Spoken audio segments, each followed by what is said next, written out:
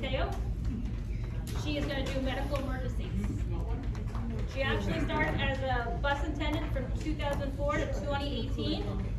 From 2018 to current, she is the dispatcher of transportation. And as of June 30th this year, she'll be the transportation supervisor. She's also got the current SBDI, which I'm working for, so I get to use her. She's New York State EMT, AHA CPR instructor, and Stop the Bleed instructor. So, this is Bobby Jo Mateo. Let's welcome her. Thank you, everyone. I enjoyed my time so much here the last time I came. So, Christine asked me if I could come back. I was more than happy to come back and visit everyone. Thank you for everything. Christine did a great job. It's not easy to stand up here and try to put out the information that's given. So, you guys have done a great job as a group. And she did a great job. So I did kind of mix it up a little bit. It's been a busy week up at school. I apologize for my tardiness as we had a bus issue last minute before I came down here. So we're gonna do something that's a little different, a little outside of the box, but it's Stop the Bleed. Some of you may have heard it. It is something that they're trying to put out to teach people how to stop a lot of blood loss.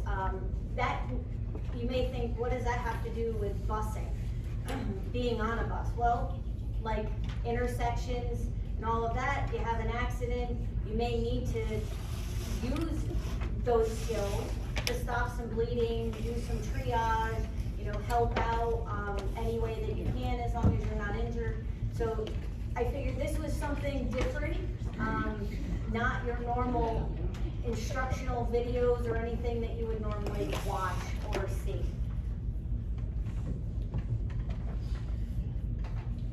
So this is brought to you by the Committee on Trauma, the American College of Surgeons, all of these people. It really stemmed from the military. Stop the Bleed came from the military. I don't know if you've ever heard of Quick Clot. Quick Clot comes in like a beaded powder form, and it also comes in, this is not the Quick Clot, but it actually comes in gauze like this. So in the military on the battlefield, somebody loses a limb or gets some kind of shrapnel in their leg or their arm, they would stuff the gauze inside the wound, and there's an agent that's in the material that will stop the bleeding. So it's kind of cool. That's where this all came from. Everything that you see medically that comes out is generally tried out in the battlefield, especially anything like this. So they say some of the images shown during this may be disturbing. They're not. It's really not anything. It's not real. Why do you need this training? Well, the number one cause of preventable death after injury is bleeding, and that's kind of funny truth. They try to be a little humorous in this sometimes. So you can use this anywhere. You use it in your own personal life, your work life, professional, everything. So you want to, our goal is to identify and recognize the life-threatening bleeding. Is it just a cut, or is it like a gaping wound and there's blood going everywhere? If anybody gets queasy, I apologize in advance, as this is kind of the thing I like to really hit on. So we want to then stop the bleed if it is life-threatening, so you take steps to stop the bleeding. You want to pressure it, you want to pack it, you want to put a tourniquet on it. Has anyone ever used a tourniquet before here? Nobody? You have? Years ago. Years ago? You a military person? I'm sure that it's a little different now than it was back then. I do have a little funny that they tell me that I can't always say, but if you tie a tourniquet around a neck, it stops all bleeding everywhere. That's my philosophy. I don't use that. So your safety is your first priority. If you're injured, you can't help others. You only want to help when it's safe. And if it changes the situation, all of a sudden where you're at becomes unsafe, you need to beat feet and get out of there. So you want to stop, move to safety, take the victim if you can. If not, you are most of the priority, so you need to just go and leave them. They're already injured. Sadly, that is truth though. So PPE, like if you have a student vomit on your bus, I'm sure you don't go clean that up with bare hands. I think you probably put gloves on, you clean it up with, you know, many different things, maybe a mask or something. You don't wanna, so blood is the same way. If it's warm and wet and not yours, don't touch it without something on. That's kinda how that works. If you do get someone else's blood on you, you wanna wash it off as soon as you possibly can. You wanna wash it off with soap and water, any disinfectant, hand sanitizer, something, whatever you can get your hands on at that moment, until you are able to really scrub it. And if you're going to a hospital or somewheres, you wanna make sure that you let the doctors know that you've got someone else's blood, because if you have an open wound, that's where the transmission of diseases can happen, is in that open wound. So the ABCs of bleeding control: alert 911, the bleeding, and compress it. So that's how they want you to do it. You always want to call 911 first.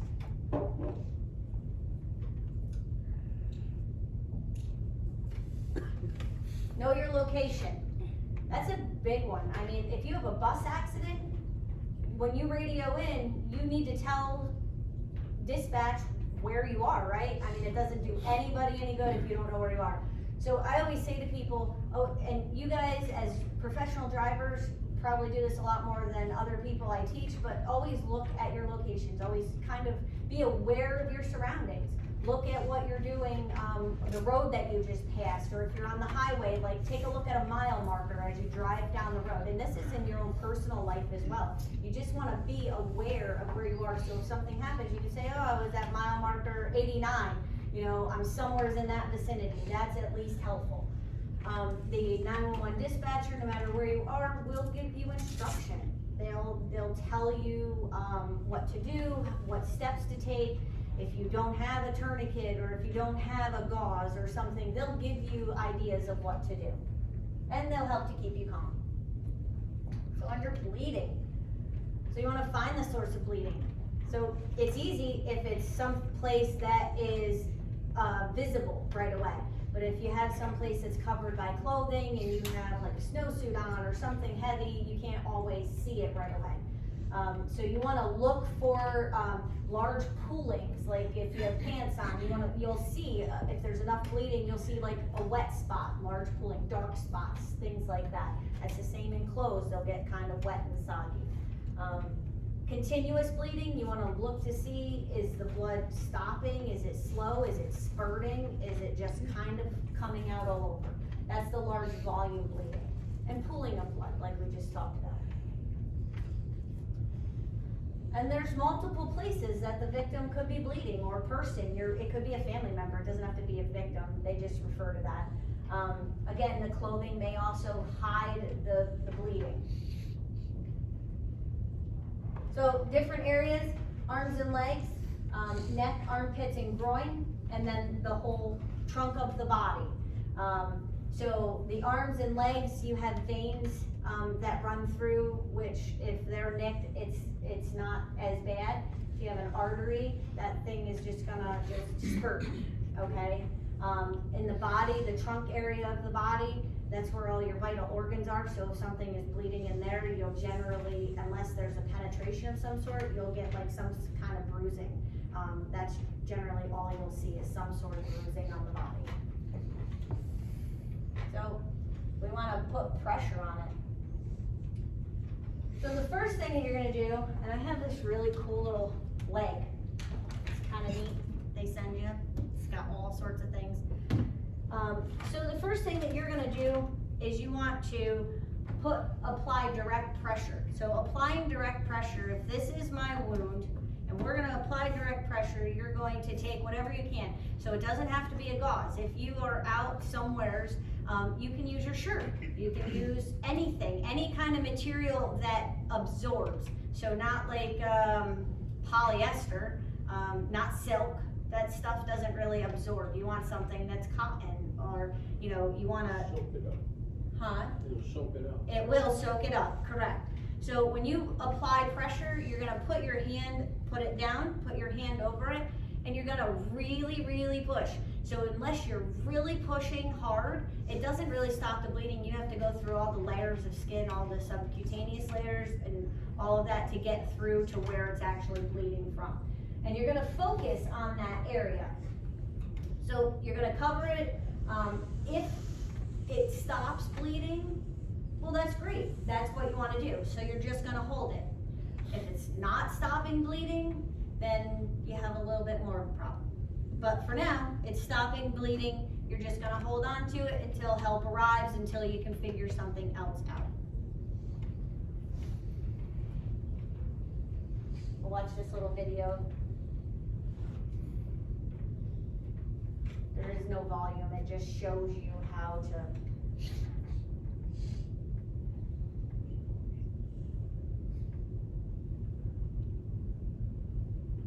And just applying the pressure, holding on to it, stopping the bleeding from happening.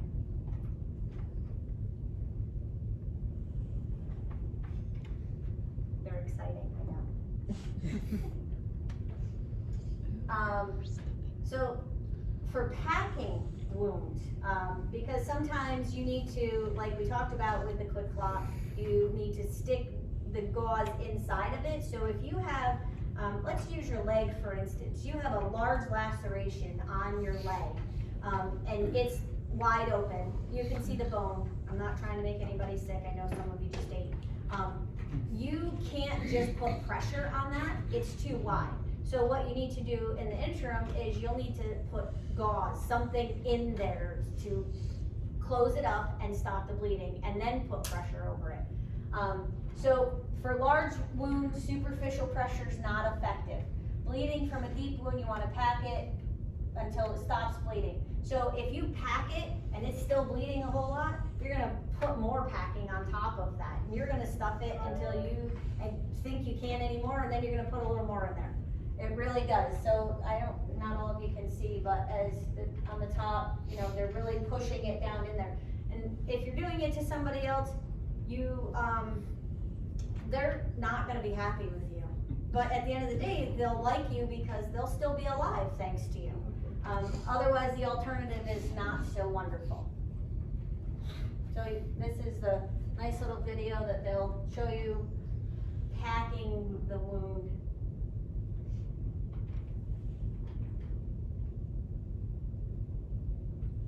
This does show you like how much you really can put in there.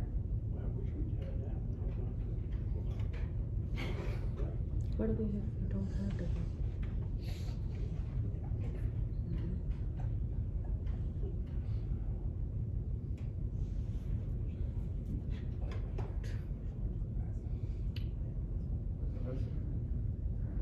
And she puts the rest on top and holds it. Now that's to say that it stops. Sometimes they're a little bit bigger, sometimes not so much, but.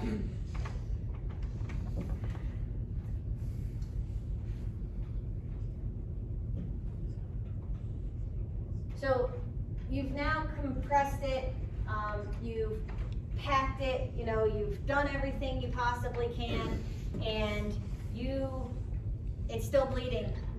They tell you, the 911 person tells you to put on a tourniquet. You're gonna apply it 2 to 3 inches above the wound. So if this is your wound, you're gonna put it up here.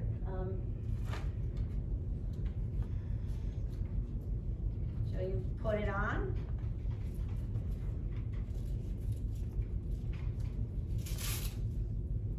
And a lot of tourniquets, so these are newer tourniquets these days compared to what they used to look like. They're nothing like this.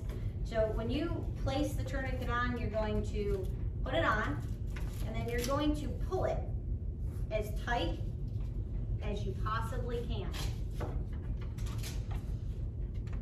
Okay? And then you're going to put it underneath. You're gonna take this little guy here. You're gonna take this little guy, this little pen, and you are going to turn this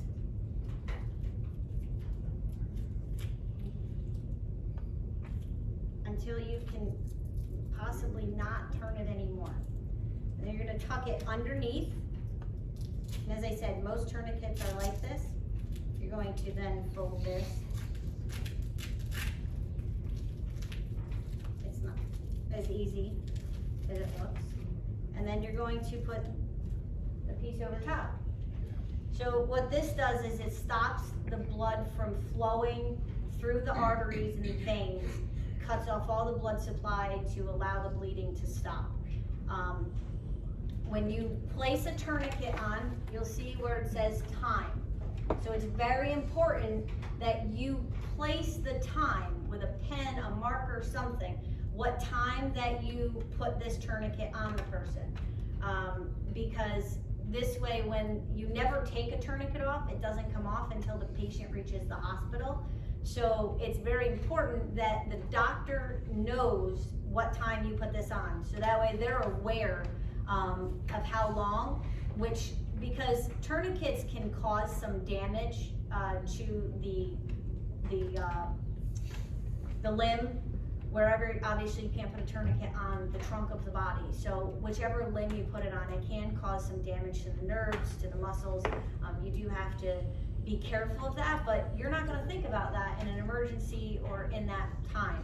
So if you're on a school bus and you have an accident and you place a tourniquet on, you're going to at least do the best you can to get something tied up. But if you don't have anything to write with, obviously everything is going on. When the medical people show up, you're just gonna tell them. At least tell them. I think I put it on at like 15 minutes ago, because they can look at their watch and go, oh, okay, I can at least have an estimated time. Something is better than nothing. So again, tighten the tourniquet until the bleeding stops, and you never remove it. They have approved it that you can actually put a second tourniquet on. If the first one doesn't stop the bleeding, you can put a second on.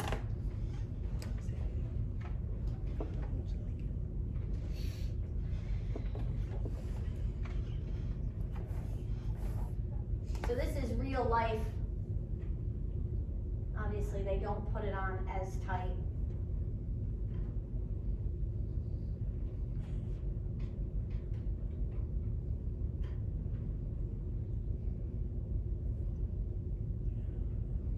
I think they don't do video so you can't hear them yell when it's too tight. Because if you've ever played with one of these, it can get really uncomfortable real fast.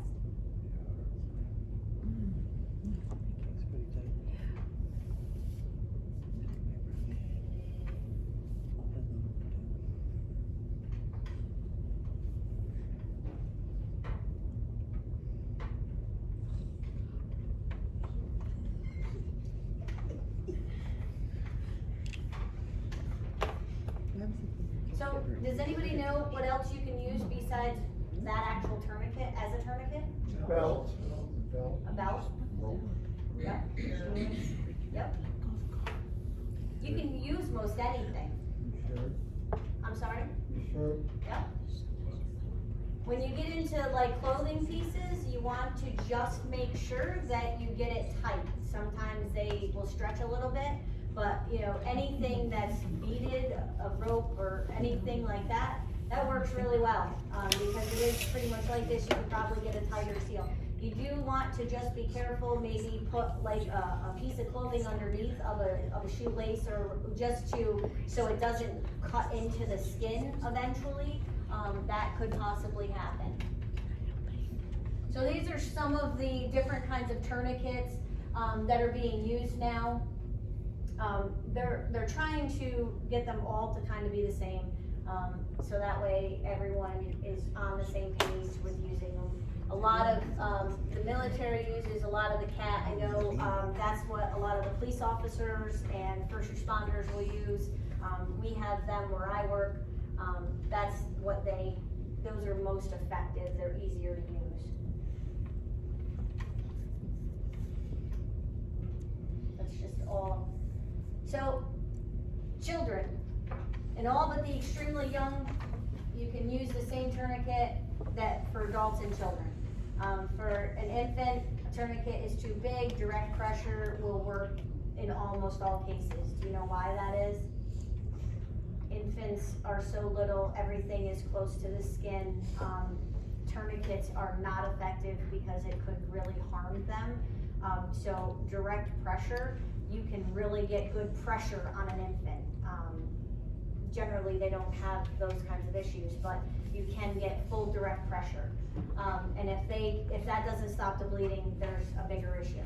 So for large, deep wounds, wound packing can be performed in children just as in adults using the same techniques.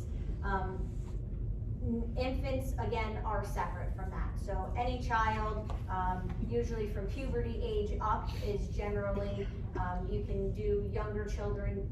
Again, you just really need to use caution when you're dealing with younger children, which you have a whole variety from this size all the way up to this size on above. So impaled objects, it could be anything from like pieces of wood or shrapnel or, anything. Improvised tourniquets, we've talked about that. Loss of arm or leg. If you lose an arm, would you still put a tourniquet on? Yeah. Right, because they're just gonna bleed and you wanna at least save their life. I mean, you can live without an arm or a leg, but you can't live without your leg. Pain, let's see. So, personal safety, alert 911, find the bleeding, compress it. With pressure, packing, compress with a tourniquet, wait for help to arrive. Anything that you can do in the interim is always helpful.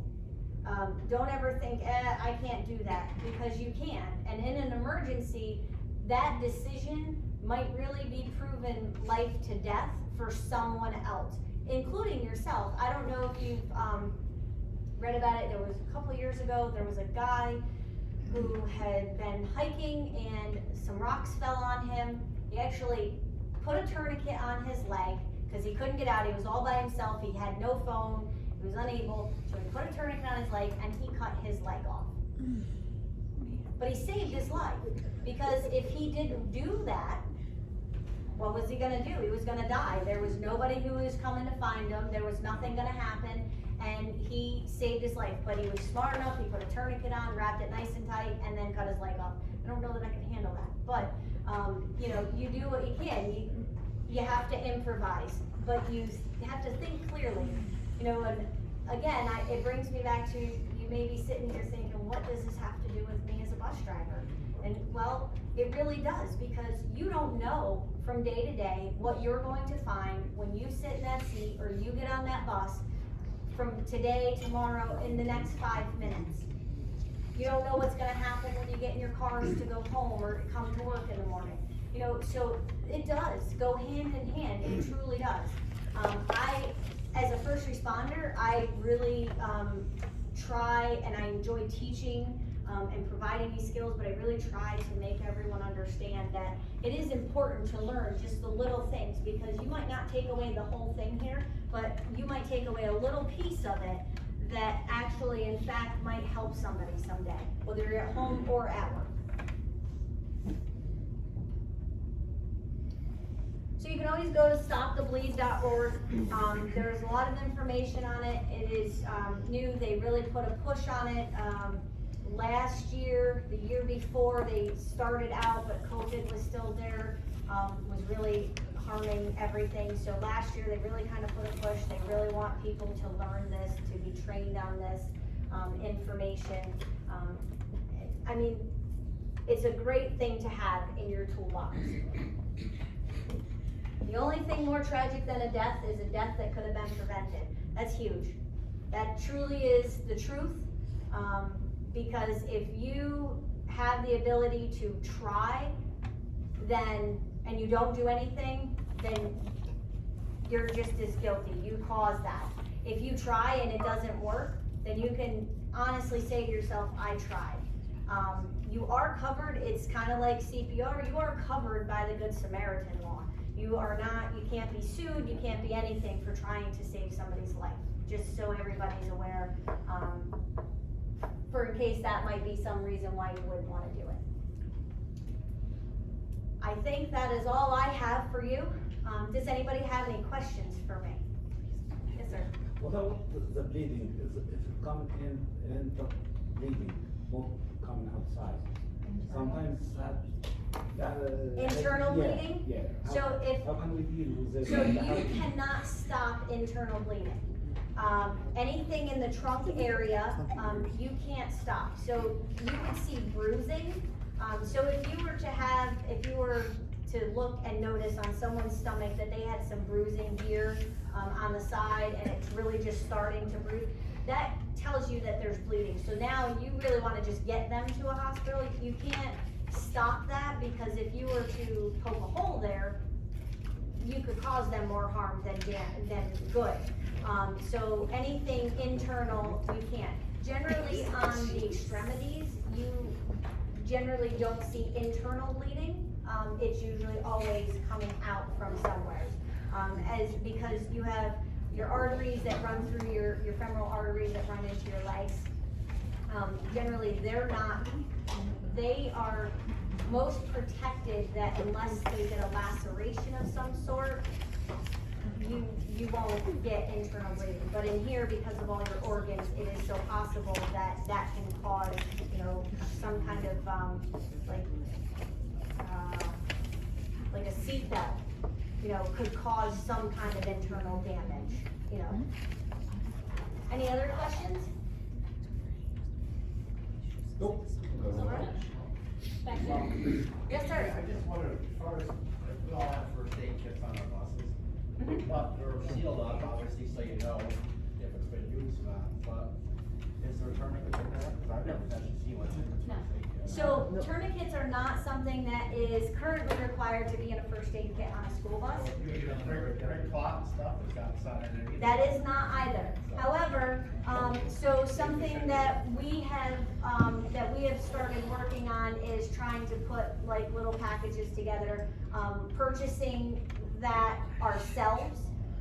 It's because the state requires you to have a first aid box and what's in it. So you can't you can't change that, but we can add something extra, like you have, we call it the puke cleanup, the puke Yeah. bag stuff. We have that in the bus, so we try to keep something to this effect as well in the bus.